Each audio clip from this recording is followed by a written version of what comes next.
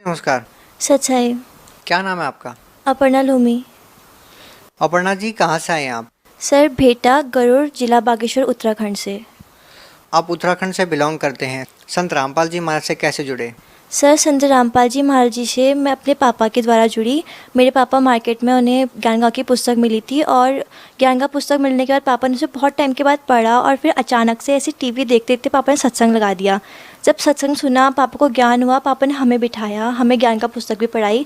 और फिर जब हमें भी समझ में आया कि हाँ, बात तो यही सच है। आज तक हमने चीज़ों को देखा नहीं, बस लोग कहते थे कि हाँ तुम गीता पढ़ो, तुम गीता में तो ये लिखा है, गीता में कृष्ण ने हमें गीता बताई है, बस लोग यही कहा करते थे, हम भी यही माना करते थे। पर जब सतगुरु रामपाल जी महाराज जी का सत्संग सुना, उसे समझा, तो पता चला कि गीता तो कृष्ण ने बोली नहीं, वो तो काल ने बोली कृष्ण के अंदर आकर के।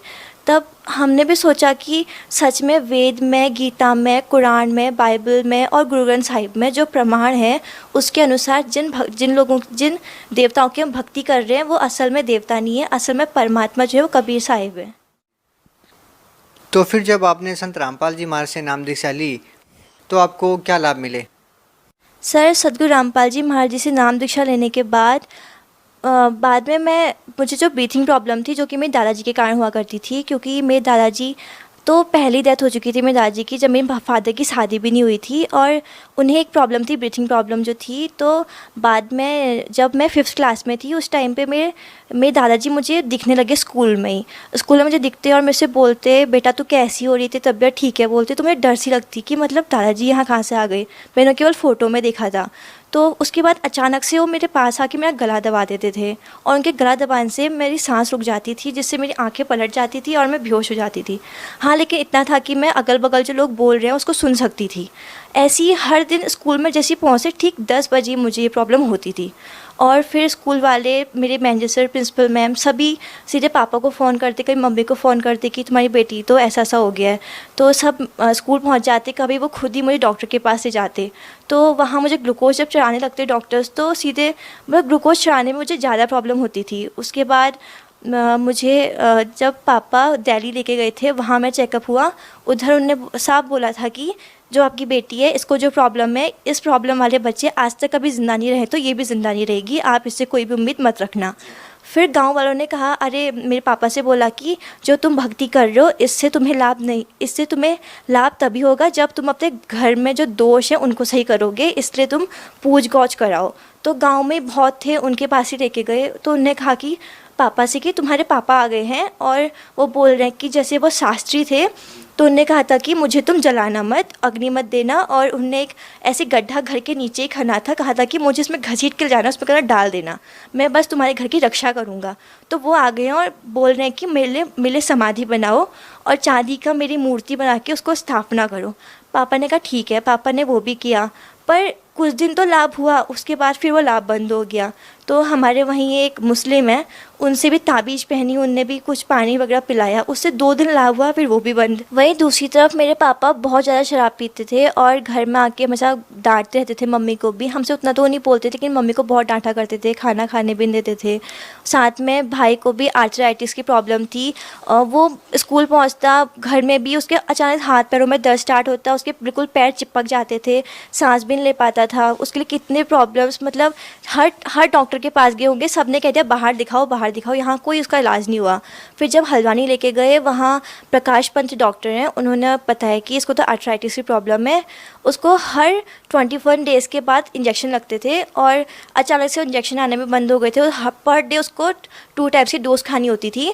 और जब उसके बाद जब पापा को ज्ञान का पुस्तक मिली, हमने सत्संग देखा, परमात्मा का ज्ञान समझा। पापा हरिद्वार जा रहे थे, लेकिन अचानक पापा का दिमाग बदला, पापा ने कहा हरिद्वार नहीं, हरियाणा जाके आता हूँ। पापा हरियाणा गए, बरवाला सतगुरु रामपाल जी महाराज जी की शरण में गए। पापा ने वहाँ से नाम दीक्षा ली और पापा ने वहाँ ये सोच के नहीं गए थे कि मेरे बच्चे सही हो जाएंगे, यहाँ से कुछ लाभ होता होगा। पापा बस ये सोच के गए थे कि यहाँ तो आध्यात्मिक ज्ञान मिलता है, मैं ज्ञान प्राप्त करता हूँ। ज्ञान प्राप्त किया और उसी दिन से आज 5 दिसंबर 2016 हो चुका है, आज तक हम कोई प्रॉब्लम आज तक दोबारा कभी भी नहीं हुई है। मेरे घर में कभी एक दवाई की गोली तक नहीं आई है किसी के लिए भी। बहन जी, आपको इतने सारे कष्ट थे, जैसे आप बीमार थे, आपके भैया भी बीमार थे, आपके पिताजी बहुत सारी ड्रिंक करते थे, आप लोगों के घर पे दुखों का पहाड़ था। उसके बाद आपने संत रामपाल जी महाराज से नाम दीक्षा ली और आप स्वस्थ हो गए। वहीं दूसरी ओर संत रामपाल जी महाराज पर आरोप लगते हैं और वो आज जेल में है। कैसा लगता है, क्या कहना चाहेंगे आप? सर, ये बहुत शर्मनाक बात है कि संत रामपाल जी महाराज जैसे गुरु को, तत्वदर्शी संत को जेल में डाला गया है, जिन्होंने हर अपने भक्त के सभी कष्टों का निवारण किया है। जो ऐसी जो कि डॉक्टर्स जिस पे हाथ छोड़ दे, बोल दे कि भाई इसको तो मरना ही है, और उसको तक अगर ठीक कर सकते हैं। और मेरी दादी थी, वो मतलब जस्ट गाड़ी में ऐसे बैठती थी, वो वॉमिटिंग स्टार्ट कर देती थी, और उत्तराखंड से हरियाणा जाने तक उनको एक बार भी वॉमिटिंग्स नहीं हुई, वरना हल्द्वानी जाने तक भी उनको ब्लड की और वॉमिटिंग्स होती थी। मतलब संत रामपाल जी महाराज जी की कृपा ऐसी है कि मेरी 99 ईयर्स की एक दादी थी और दूसरी दादी में 95 अबव थी। उन दोनों की ही प्रॉब्लम्स परमात्मा ने बिल्कुल सही कर दी। सद्गुरु रामपाल जी महाराज जी की ऐसी दया है। तो क्या ऐसा कोई संत जो ये सब चीज़ों को दूर कर सकता है, वो कोई गलत काम कर सकता है, जिसने गीता वेद के सभी के अनुसार बिल्कुल सही भक्ति बताई है? अगर किसी को विश्वास ना हो तो खोल के देख सकता है कि सद्गुरु रामपाल जी महाराज बिल्कुल भी गलत नहीं बोलते, बिल्कुल प्रमाण के साथ आपको बताते हैं सत्संग में। तो अगर वो गलत है तो वो आके बोल सकता है कि वो गलत यहाँ पे बता रहे हैं, लेकिन अगर वो गलत बोल ही नहीं रहे हैं, इसलिए कोई आ भी नहीं रहा है कि ये गलत है ऐसा कहने के लिए। तो जो बिल्कुल सच बता रहे हैं, बिल्कुल झूठी बात नहीं बोल रहे हैं, सभी भक्तों पर अपनी पूरी दया कर रहे हैं, तो वो ऐसा संत क्या कभी भी कुछ गलत काम कर सकता है? तो इनको जेल में डालना बिल्कुल ही गलत है। उन्होंने कुछ भी ऐसा गलत नहीं किया है कि उनको जेल में डालना चाहिए। लेकिन जो लोग, क्योंकि संत रामपाल जी महाराज जी की शरण में आने से सभी लोग जो शास्त्र विरुद्ध भक्ति है उसको बंद कर रहे हैं, और इसलिए जो ये गांव के पुरोहित हैं, जो अन्य गुरु लोग हैं, ये सोच रहे हैं कि हमारी रोज़ी रोटी बंद हो रही है, इसीलिए वो चाहते हैं कि ये संत जेल में चल जाएगा तो जो इसके श्रद्धालु हैं वो हमारे पास आ जाएंगे, और जो अन्य लोग हैं वो इससे नहीं जुड़ पाएंगे। इसीलिए वो उनके ऊपर गलत दोष लगा करके उनको जेल में डालने की कोशिश कर रहे हैं। आप उन लोगों को क्या संदेश देना चाहेंगे जो ये कहते हैं कि भक्ति करने की कोई समय सीमा होती है? बच्चे क्या भक्ति करेंगे? भक्ति करने की एज होती है प्रौढ़ अवस्था। आप उन लोगों को क्या संदेश देना चाहेंगी? वो समझते हैं कि बच्चे क्या समझेंगे कि शास्त्रों में क्या लिखा है, क्या गीता जी में लिखा है। आखिर बच्चे कैसे निर्णय कर सकते हैं कि शास्त्रों में क्या लिखा है? संत रामपाल जी महाराज शास्त्रों के अनुसार भक्ति बता रहे हैं या नहीं बता रहे, ये इस उम्र के बच्चे कैसे डिसाइड कर सकते हैं? आप उन लोगों को क्या कहना चाहेंगी? सर, उन लोगों को जो ये सोच रहे हैं कि भक्ति करने की कोई एज लिमिट होती है, कि बचपन में भक्ति नहीं करते हैं या बुढ़ापा होएगा तभी हम भक्ति करेंगे, अभी तो हमारे काम करने के दिन है या पैसे कमाने के दिन है, उनसे मैं ये कहना चाहूँगी कि ऐसा कुछ नहीं होता है। जब हमें परमात्मा की शरण चाहिए, हमें मोक्ष प्राप्ति चाहिए, तो हमें सभी के सभी शास्त्रों के आधार पे भक्ति करनी ही होगी। जो भी शास्त्रों में लिखा है हमें समझना ही होगा। और गीता में, वेदों में, बाइबल, गुरु ग्रंथ साहिब, कुरान शरीफ, सभी में बिल्कुल प्रमाण के साथ जब लिखा गया है कि कबीर इज़ गॉड, तो हमें ये बात समझनी होगी। बच्चे हैं तो वो ज़्यादा शिक्षित होंगे, उन्हें एजुकेशन अच्छे से ली हुई है, तो उन्हें भी समझना चाहिए कि हमारे शास्त्रों में आखिरकार लिखा क्या है। केवल ये किताबें पढ़ के सब कुछ नहीं होता है, हमें अपने जो हमारे होली बुक्स हैं उनको भी पढ़ना ही होगा। और फिर एज लिमिट की बात आती है तो ऐसा है कि कोई भी इंसान है, कभी भी उसकी डेथ हो सकती है, क्योंकि काल का चक्र ऐसा है कि वो बच्चा पैदा होते हुए भी मर सकता है, बच्चा जवान होकर मर सकता है, और बुढ़ापे में भी मरता है। आज किसी की एज लिमिट फिक्स नहीं होती कि उसके 100 ईयर्स पूरे होंगे तभी उसकी डेथ होगी। दूसरी तरफ लोग ये क्यों भूल जाते हैं कि मीरा ने, ध्रुव ने और प्रहलाद ने बचपन से ही भक्ति स्टार्ट करी थी। उनको मोक्ष भी तो इसीलिए मिला क्योंकि उन्हें बचपन से अपनी भक्ति कंप्लीट कर ली। अपनी एज आने तक परमात्मा उनको अपने साथ अपने सतलोक में लेके गए, उनका मोक्ष हुआ।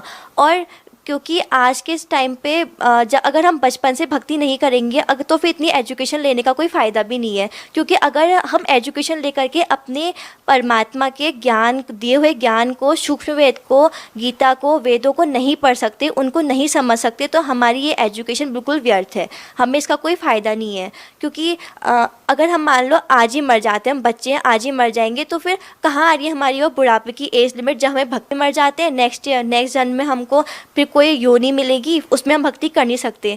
इसलिए परमात्मा ने कहा है कि मानो जन्म पाए कर नहीं रटे हरिनाम, जैसे कुआं जल बिना बनवाया क्या काम। आप लोग जैसा कि स्कूल कॉलेज में जाते हैं, आजकल के युवाओं का भगवान के प्रति कैसी सोच है, क्या सोचते हैं वो भगवान के बारे में, आप उन लोगों को क्या कहना चाहेंगे?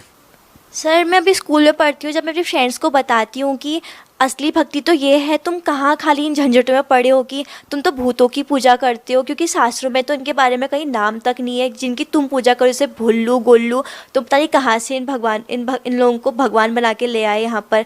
और तो मेरे से बोलते हैं तू तो गाने नहीं सुनती, तो डांस नहीं करती, तो पिक्चर नहीं देखती, तो तेरी लाइफ तो बिल्कुल अधूरी रह गई, तो जिंदा कैसे है। तो मैं उनसे ये कहना चाहूँगी, गुरु नानक जी ने कहा है कि न जाने काल कब की कर डाले, किस फिर ढल जा पासावे, जिनाते सिर पे मौत फिर अगदी उनाओ केड़ा हासावे। क्योंकि हमें पता नहीं काल हमारे ऊपर क्या कर देगा, और ये जीवन जो है, हमें मनुष्य जीवन जो मिला है, इस काल के जीवन में हमें कोई भी पल ऐसा नहीं जब हमें खुशी मना सकते हैं, क्योंकि काल हमारे उसमें कभी भी किसी भी तरह हमारे ऊपर मृत्यु डाल सकता है, कैसा भी हमें दुख दे सकता है। तो अगर हम परमात्मा की भक्ति नहीं करेंगे तो हमारे ऊपर वो दुख ज़रूर आएंगे, और परमात्मा तो अपने बच्चों के दुख को अगर तलवार है तो उसको कांटे में बदल के उसे ख़त्म कर देते हैं। कुछ और कहना चाहेंगे संत रामपाल जी महाराज की भक्ति के बारे में, या आपके कुछ विचार हो जो आप समाज को बताना चाहते हैं? सर संत रामपाल जी महाराज जी की भक्ति बिल्कुल शास्त्र अनुकूल भक्ति है, क्योंकि वो हमें गीता वेद सभी के आधार पे प्रमाणित भक्ति बताते हैं। जैसे कुरान शरीफ में हर जगह पर परमात्मा का नाम आया है कबीरम, लेकिन कुरान शरीफ के अनुवादकर्ता उसे कहते हैं कि उसका अर्थ है बड़ा अल्लाह। वो ये क्यों नहीं समझते कि उसका अर्थ तो कबीर ही है, कि कबीर इज़ गॉड। वैसे ही नानक जी ने हमेशा अपने गुरु ग्रंथ साहिब में लिखा है कि कबीर ने मुझे नाम दीक्षा दी, वो एक जुलाहा था। फिर भी जो पंजाबी हैं वे ये नहीं समझते कि सच में हमें भी तो वही भक्ति चाहिए, कि क्योंकि गुरु नानक जी ने ये भी कहा है कि वही गुरु पूरा है जो हमें 2 अक्षर का भेद बताता है, एक छोड़ने का और एक लेने का। जैसा कि आपने हमें बताया कि आपको जो बीमारियां थी, जैसे ब्रीथिंग की जो प्रॉब्लम थी, आपके दादाजी जो भूत बन के आपको दिखाई देते थे, दूसरी तरफ आपके भैया को प्रॉब्लम थी, आपके पिताजी शराब पीते थे, ये सारी बीमारियां नाम लेने से ठीक हो गई। लेकिन आज की जो युवा पीढ़ी है वो नहीं मानती है कि केवल मंत्रों के जाप करने से या कोई भक्ति करने से इस तरह के कोई लाभ मिलते हैं। आप क्या कहना चाहेंगे? सर युवा पीढ़ी को तो अब समझना होगा कि कि मंत्रों का जाप करने से, संत रामपाल जी महाराज जी का दिया हुआ नाम जाप करने से है हमें बहुत सारे लाभ हो सकते, क्योंकि पहले हम भी इन बातों पे बिलीव नहीं करते थे सर। लेकिन मैं उन लोगों को गलत भी नहीं कह सकती जो ऐसा कह रहे हैं, क्योंकि उन्होंने आज तक कभी शास्त्र अनुकूल साधना करी ही नहीं है। वे आज तक उन गुरुओं के चक्कर में फंसे हैं जो उन्हें शास्त्र विरुद्ध भक्ति दे रहे हैं। एक बार अगर वो संत रामपाल जी महाराज जी की शरण में आके सदगुरु रामपाल जी महाराज जी से नाम दीक्षा लेंगे, उनके सभी कष्ट अपने आप ही ख़त्म हो जाएंगे, और तभी वो इस बात पे बिलीव कर भी सकते हैं। जब संत रामपाल जी महाराज जी की शरण में आए, हमको खुद बिलीव हुआ, क्योंकि वरना उस दिन से हमको बीमारी क्यों नहीं हुई। क्योंकि अगर मेरा भाई वो दवा को एक दिन नहीं खाता था तो उसे बहुत ज़्यादा प्रॉब्लम होती थी, और संत रामपाल जी महाराज जी की शरण में आने से उसने वो दवा दोबारा कभी नहीं खाई, और उसे आज तक कोई प्रॉब्लम भी नहीं हुई। बहुत बहुत धन्यवाद आपका। सच है।